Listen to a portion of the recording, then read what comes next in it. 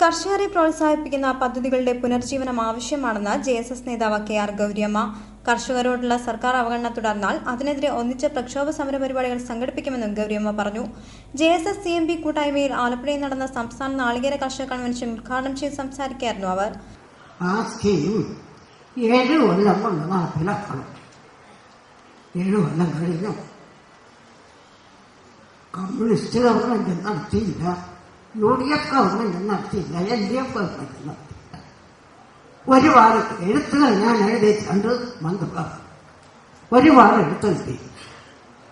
ലക്ഷക്കണക്കിന് കൃഷിക്കാരെ ബാധിക്കുന്ന പ്രശ്നമാണ്. ലക്ഷക്കണക്കിന് കൈവിരി തൊഴിലാളികളെ ബാധിക്കുന്ന പ്രശ്നമാണ്. നാട്ടിൽ നമ്മുടെ നാടിനെ സംബന്ധിച്ചത്രയും കേരളത്തെ സംബന്ധിച്ച് തെങ്ങ് നമ്മുടെ അഭിമാനമാണ്. ഇതൊക്കെ പറഞ്ഞു നോക്കി കരയുന്നവർക്കേ പറഞ്ഞു. 2 പാർട്ടിയുടെ കമ്മിറ്റികൾ ആലോചിച്ചു.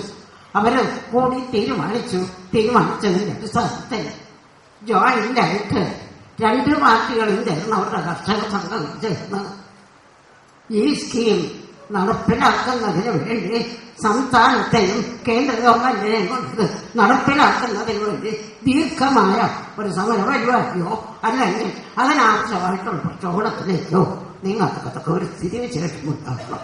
ജീവിക്കാൻ വേണ്ടിയിട്ടുള്ള സമരം. ടൗൺ ഹാളിൽ നടന്ന കൺവെൻഷനിൽ CMP acting general secretary K R. Aravindakshan അധ്യക്ഷത വഹിച്ചു.